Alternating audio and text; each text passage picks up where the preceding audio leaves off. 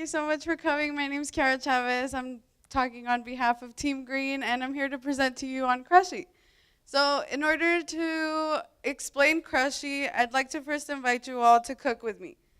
So we're all in the kitchen, and maybe some of you are getting a little creative. They want to try something new, or you don't have the recipes for it, so now for whatever reason, we all have to go to the grocery store.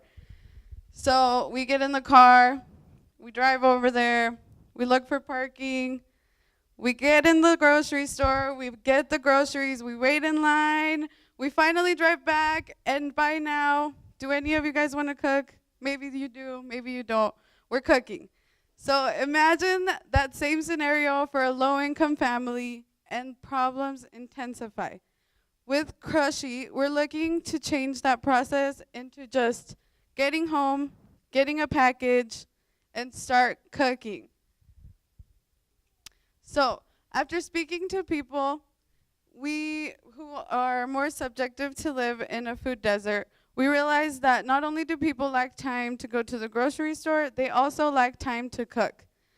Up here is a map of food deserts, and with an overwhelming population living in food deserts, Krushi is looking to eliminate the use of fast food, unhealthy produce. There have already been services who have committed to delivery options. However, they're very expensive, and the recipes oftentimes don't save families on cooking time. By partnering with local farmers, Krushi will connect to low-income families and reduce the cost so that we can contribute to lower-income families and children who need the nutrition desperately. Unlike Blue Apron, Krushi will source locally simple, fresh ingredients, and we will also harness service deliveries that are already in place, as well as provide simple recipes. After speaking to some communities in Denver, we realized that there's an average of about $500 spent a month on groceries. So working with that budget, we will be able to locally source ingredients, work with delivery services like UPS and FedEx, and we will highly encourage families to buy in bulk, as well as do subscription services where they buy together, thus increasing community engagement. Krushi is targeting the malnutrition and encouraging a culture of cooking in food deserts who otherwise don't do so. There's an overwhelming amount of research that suggests that there have been a lot of food health concerns related to food deserts, and we're looking to eliminate that by creating a pipeline, setting up a parents with good cooking skills so that the kids will be exposed to it and continue on with their lives like that. So who is Krushi? Krushi is a scientist, an artist, an engineer, and an innovator. Thank you so much.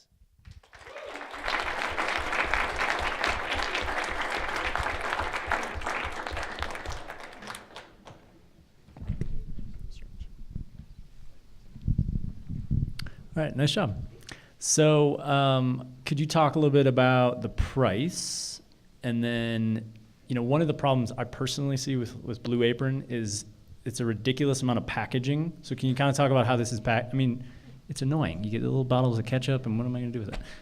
So can you talk about packaging and price? Is kind of my question. So we decided on about $6 to $8 a box, and yeah. So if you just go by price at Blue Apron advertisers, so a meal for two, 3 servings for a meal for two is $59 a week. If you just extrapolate that, for a family of 4, it comes down to about $240. So that's obviously, if you then carry that on for a month, that's a lot of money to spend. What we think is by giving a basic box package. So a basic box would be just 4 vegetables, but sufficient amount to have enough meals for at least 3 days. So we would like to do a bi-weekly delivery, and each box would be approximately in the range of $25. That's a minimum serving. The user does not have to customize anything. They just know what they're getting, and they'll get some recipe suggestions. The other service is eventually we'd like to also do customized boxes, so people might want to get other kinds of local produce that are not offered in the basic box. And we are aiming for a range of about $40 per box for that, and those would be delivered upon request. Two comments. One, I like how you describe your team. I think one of the first questions we always ask is like why you're well positioned to do what you do, and then you just get like a bunch of history of education and shit that no one cares about. But like knowing specifically that each of you have a unique skill set is great. On this, please don't make me do the math. Like I know that I have to and I can do it, but I would rather you just give me comparable numbers because it makes me wonder if you're trying to trick me into thinking it's a lot cheaper or what it is. But like per week, give me per week. My one question, I think it's the same as the last group, is are you selling to a population that wants to cook? And if not, how do you approach that education process? Right. So Kiara, you actually spoke to some families. Do you want to answer that? So I did some market research in Denver, and I talked to some people there actually, and most of the families who I talked to already knew how to cook, and so it was just about bringing down their average of about an hour to 2 hour cooking to less time.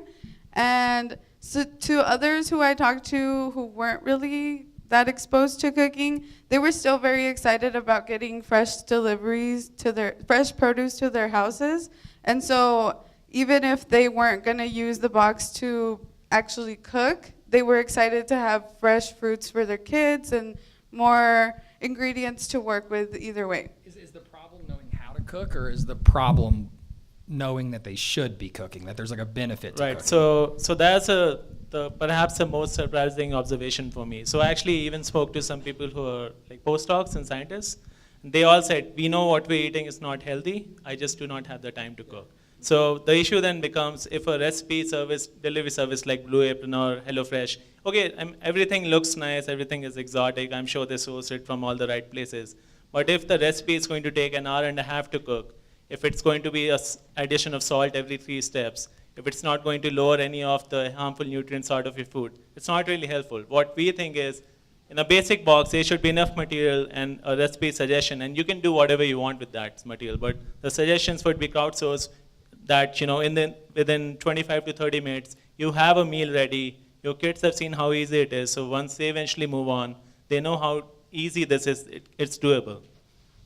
I'm wondering two things. One of them is if there's, I love the notion of the collective buying together as a form of community building. So you're addressing but you were also thinking about how do people know each other.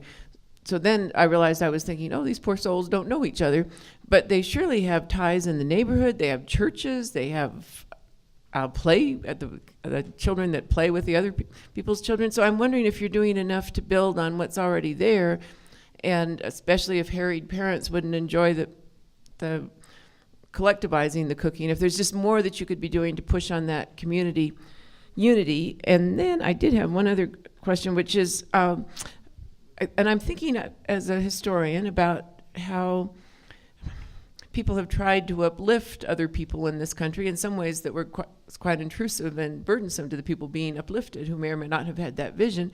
I'm also wondering about people, I'm on a board of a group that helps low-income families with their energy costs, and sometimes those people are just so pressed, and to go someplace and sign up for an energy to just engage in the act of joining a system can be very daunting and just cut off the action. So other ways in which you could be taking existing networks in the community to take this further, and then also just how does this fit in people who are very hard pressed and who